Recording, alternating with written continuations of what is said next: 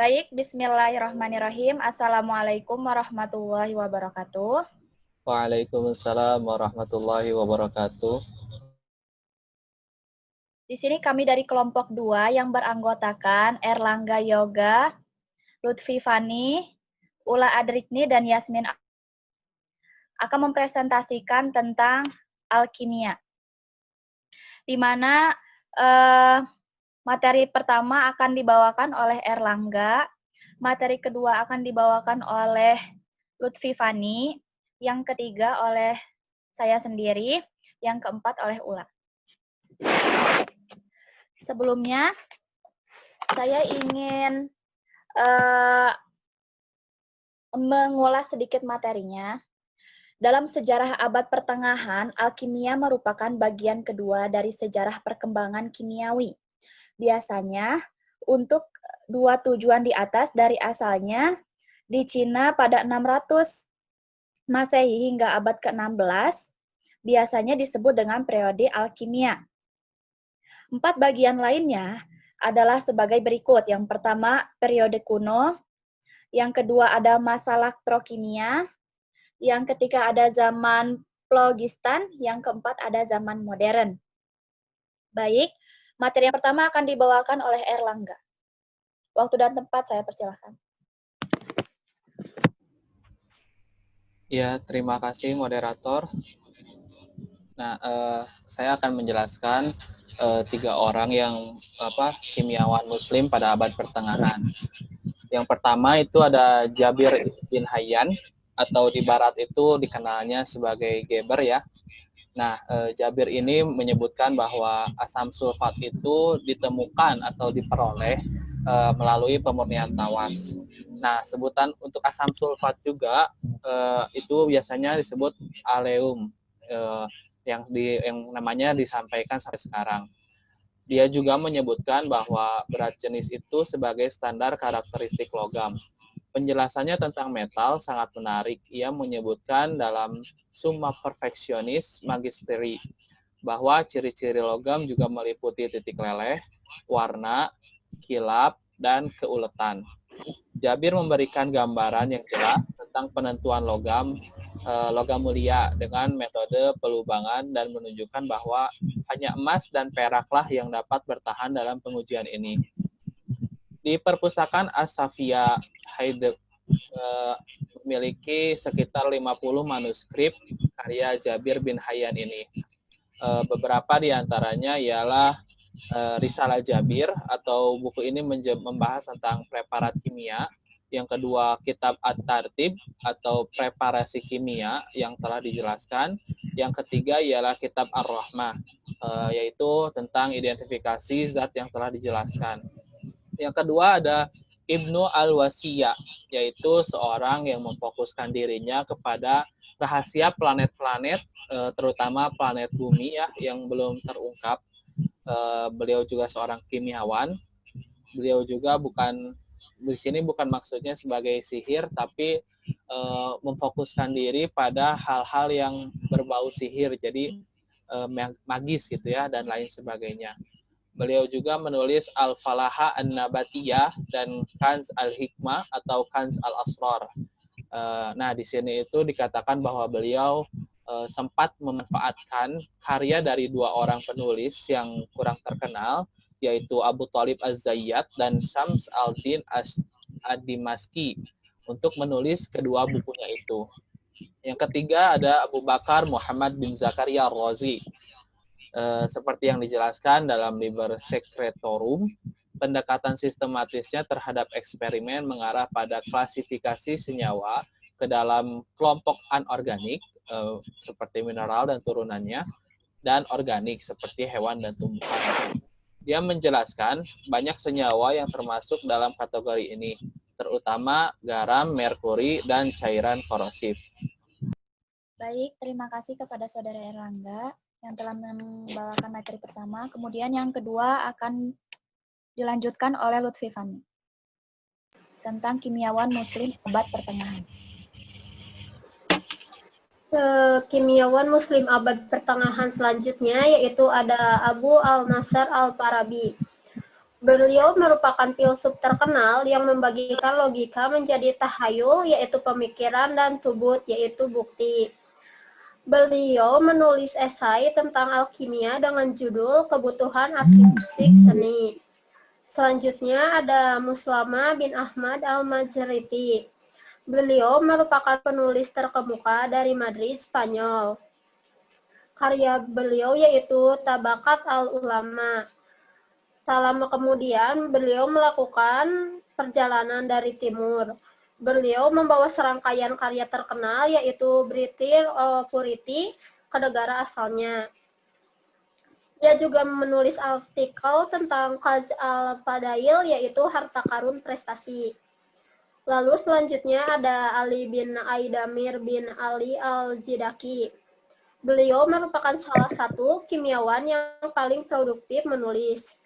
Karya-karya beliau diantaranya ada Al-Bard al-Murnir, Fil Asro, lalu ada Al-Iskir Bugiyat al-Kabir, Fil Kanum Talab, lalu ada Al-Iksir al-Burham Fil Asro al-Mijan, dan ada Al-Burh al-Makmun Fil Sak. Yang terakhir itu ada Abu Yusuf Yakub Ibnu Ishaq al-Kindi. Beliau memiliki setidaknya 36 karya tentang kimia. Salah satunya yang baru-baru ini diterbitkan ialah penyulingan parfum. Peralatan distilasi yang digunakan al-Kindi dijelaskan dengan sangat baik dalam kitab kimia al-Kit wal kimia al-id wa al-tas'id, yaitu kitab parfum, kimia, dan distilasi. Baik, terima kasih kepada saudari Lutfi Fahmi. Kemudian selanjutnya akan dilanjutkan oleh Yasmin. Saya sendiri. Beberapa proses dalam kimia yang ditemukan oleh kimiawan muslim. Yang pertama itu ada distilasi. Nah, jadi distilasi ini ditemukan proses terpenting dalam teknologi kimia Islam, di mana ini tuh banyak digunakan dalam farmasi dan kimia industri. Kimiawan muslim merupakan ahli dalam teknik ini. Kaum muslim dianggap sebagai penemu penyulingan yang dikenal di bidang kimia. Kemudian yang kedua itu ada minyak bumi. Nah, jadi di sini minyak bumi itu dia diproduksi dan dimurnikan dalam jumlah banyak. Kimiawan muslim telah mendefinisikan istilah nafs secara lebih spesifik yang dapat berarti minyak mentah atau distilat ringan.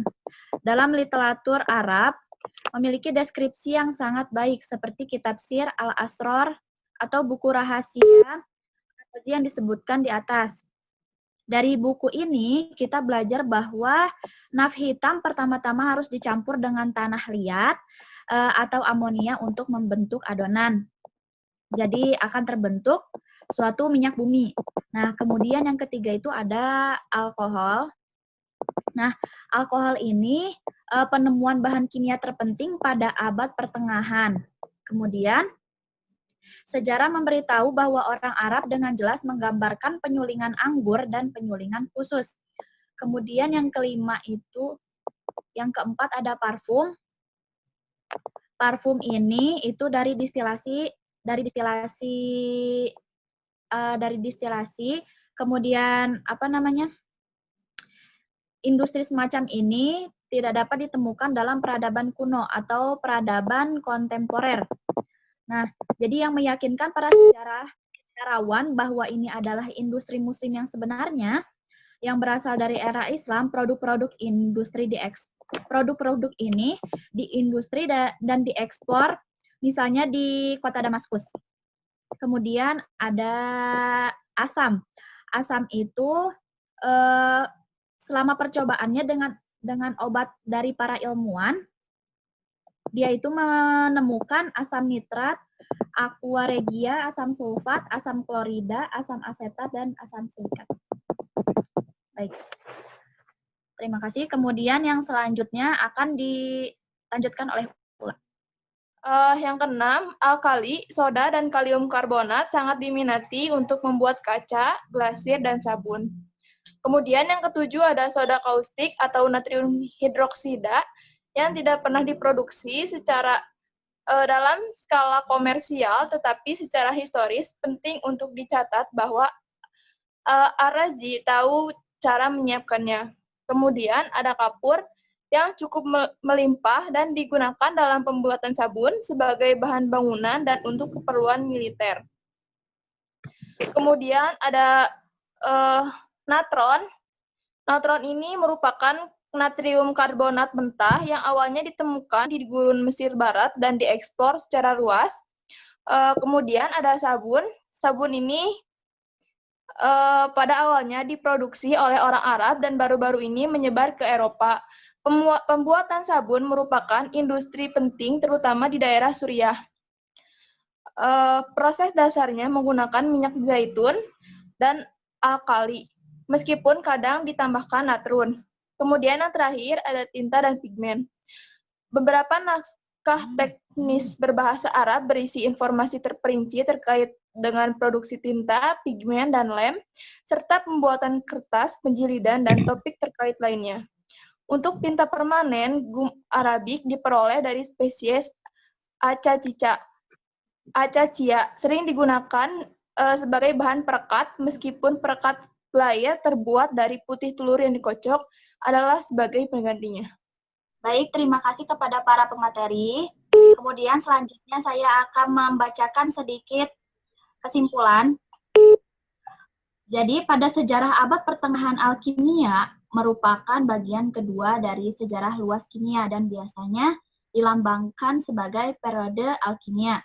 Kemudian periodenya itu ada terbagi menjadi 4 periode.